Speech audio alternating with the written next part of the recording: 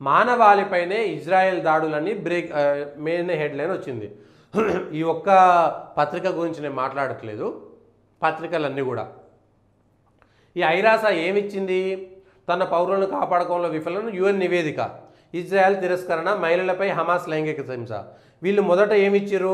మహిళలపై లైంగిక అకృత్యాలతో హమాస్ ఉగ్రవాదులు రాక్షసత్వం చాటుకుంటుంటే గాజాలో పురుషులు బాలురే టార్గెట్గా ఇజ్రాయెల్ సేవలు మానవత్వమే. ముందుగా ఎవడు దాడి చేసిండు? హమాస్ దాడి చేసింది.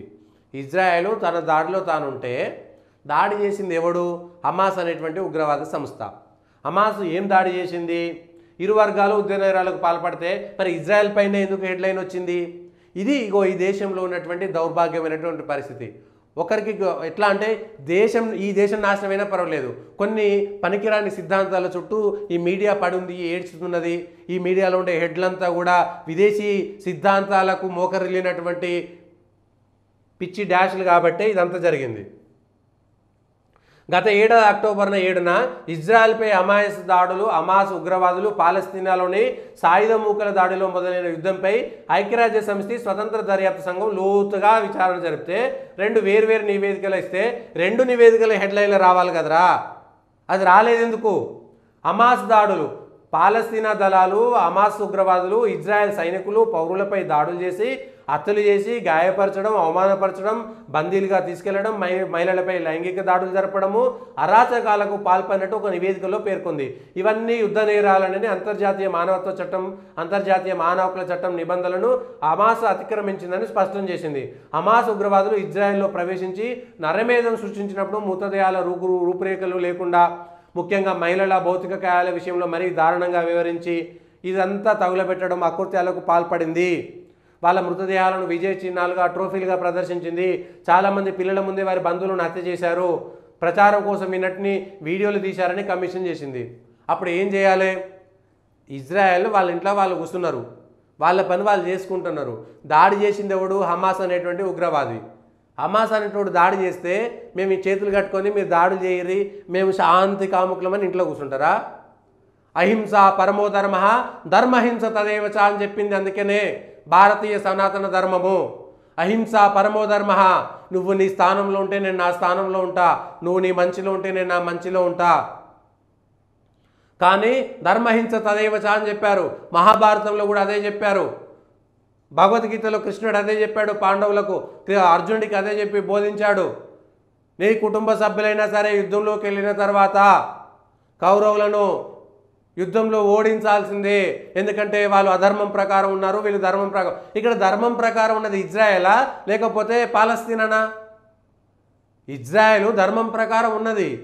నువ్వు వచ్చి గెలికి వాళ్ళ ఇంట్లోకి వచ్చి బాంబులు పెడితే మేము ఇంట్లో కూర్చోవాలా? మళ్ళా ఇజ్రాయెల్ తిరిగి గాజాలో చేసినప్పుడు అక్కడ బాలురు, అక్కడ యువకుల మీద దాడులు చేసిరంటే నువ్వు ఉగ్రవాదులకు, హమాస్ అనేటువంటి ఉగ్రవాద సంస్థకు పాలస్తీనా ఎందుకు చోటిచ్చింది? ఫస్ట్ ఉగ్రవాద సంస్థలకు ఎవడైతే చోటిస్తాడో, ఏ దేశంలో ఉగ్రవాద సంస్థల కార్యకలాపాలు జరుగుతాయో వాడెవడు మానవ హక్కుల గురించి మాట్లాడేటువంటి నైతిక అర్హత, ప్రాథమిక హక్కును కోల్పోతాడు అక్కడనే. వాడు పాకిస్తాన్ కానీ, వాడు టర్కీ కానీ, వాడు ఇరాన్ కానీ, ఇరాక్ కానీ, వాడు పాలస్తీనా కానీ, ఏ దేశమైనా భారతదేశంతో సహా ఏ దేశంలో ఉగ్రవాది వీడు మానవాళికి భంగం కల్పిస్తున్నాడు, ఉగ్రవాద సంస్థలు నడుపుతున్నాడని తెలిసిన తర్వాత కూడా అట్లా 130 సంస్థలు ఉన్నాయి హౌతీతో పాటు.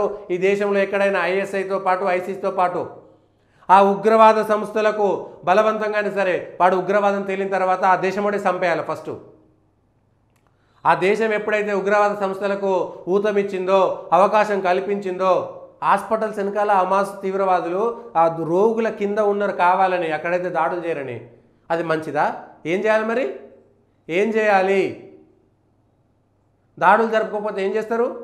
అసలు ఉగ్రవాద సంస్థలను ప్రోత్సహించినటువంటి పాలస్తీనాకు మాట్లాడేటువంటి నైతిక హక్కే లేదు. అట్లా 100 ఏళ్ళు వెనుకకు పోదాం. ఎవరి మీద దాడి చేసిండు, ఎవరి ధర్మం మీద ఎవడు దాడి చేసిండు? ఈజిప్ట్ ఎందుకు మారిపోయింది? ఇరాక్ ఎందుకు మారిపోయింది? పర్షియా ఎందుకు మారిపోయింది? ఇరాన్ ఎందుకు మారిపోయింది? అంతకుముందు ఒక 1000 సంవత్సరాల క్రితం అక్కడ ఉన్నటువంటి ధర్మం ఏంటి? అక్కడ ఉన్నటువంటి ప్రజలు ఎవరు? అది కదా చర్చించాల్సింది. మళ్ళీ హెడ్లైన్ మాత్రం ఇజ్రాయెల్ తప్పన్నట్టుగా. అంటే ప్రజల మైండ్లను ఈడొడన్నా జరిపితే లోపలంతా చదవకపోతే మానవాళిపైన ఇజ్రాయెల్ దాడంటే ఇజ్రాయెల్ తప్పు అనేటువంటి విధంగా ఇది మీడియా చేస్తున్నటువంటి తప్పు. ఇజ్రాయెల్ వాళ్ళంతా వాళ్ళు ఉన్నారు. మళ్ళీ ఈ భారతదేశంలో పాలస్తీనాకు అనుకూలంగా చేసేటోడు అందరూ కూడా హమాస్ తీవ్రవాదుల కిందనే లెక్క. ఈ భారతదేశంలో పాలస్తీనా అనుకూలంగా చేసేటువంటి ప్రతి ర్యాలీలో ఉన్నటువంటి ప్రతి ఒక్కడు ఉగ్రవాది నా కొడుకే. వాళ్ళందరినీ ఉగ్రవాద చట్టం కింద లోపలేసి తన్నాలే. పాలస్తీనాకు మద్దతు తెలిపేటోడు అందరూ కూడా ఉగ్రవాది కిందనే లెక్క. ఎందుకంటే వాడు హమాస్ తీవ్రవాది కిందనే లెక్క. పాలస్తీనాకు భారతదేశంలో మద్దతు తెలిపేటోడు అందరూ కూడా హమాస్ తీవ్రవాది కిందనే లెక్క. ఎవడు ముందుగాల రెచ్చగొట్టిండు, ఎవడు ముందుగాల బాంబులు వేసిండు, ఎవడు ముందుగాల కాల్పులు జరిపిండు, ఎవడు ఏ దేశంలోకి వెళ్ళి ఆ పౌరులను చంపిండు, ఎంత హీనాతిహీనంగా ప్రపంచమంతా చూసింది కదా పాలస్తీనా చేసినటువంటి హమాస్ చేసినటువంటి అకృత్యాలన్నిటినీ కూడా. నిన్న కాశ్మీర్లో జరిగింది కదా, బస్సులో పోతుంటే ఉగ్రవాది వచ్చేసి కాల్పులు జరిపారు కదా, ఎవడు అంత రఫా అని పాలస్తీనా మరి ఇప్పుడు ఎందుకు మాట్లాడలేదురా బే? ఇవన్నీ ఉగ్రవాది మెంటాలిటీలు. భారతదేశంలో పాలస్తీనాకు అనుకూలంగా ఉండేటి వాళ్ళందరూ కూడా ఉగ్రవాద చట్టం కింద వాళ్ళందరినీ లోపలేసి తన్ని ఆ కొడుకుల ఇండ్లను కూలగొట్టేసి వాళ్ళ ఆస్తులను జప్తు చేసి ప్రభుత్వానికి ఇవ్వాలి. అప్పుడు కానీ వాడన్న ఉగ్రవాదం గురించి మాట్లాడాలంటే ఈ భారతదేశం గురించి వ్యతిరేకంగా ఈ దేశంలో ఉండి మాట్లాడేటోడు వాళ్ళందరినీ కూడా మనం ఒక దారికి తీసుకురావచ్చు. లేకపోతే ఉగ్రవాదం గురించి మాట్లాడి హక్కుల గురించి మాట్లాడలేదు రవి.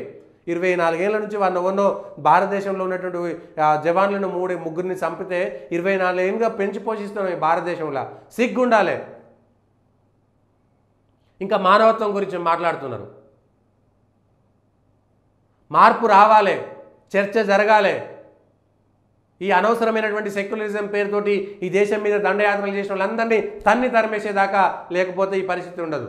వాళ్ళ మెంటాలిటీ మార్చాలి, వాళ్ళ ఆలోచనలో మార్పులు రావాల్సిందే, దేశాన్ని ఎడ్యుకేట్ చేయాల్సిందే. దానికోసం కొంతమేరకు నియంతృత్వం వచ్చినా తప్పలేదేమో.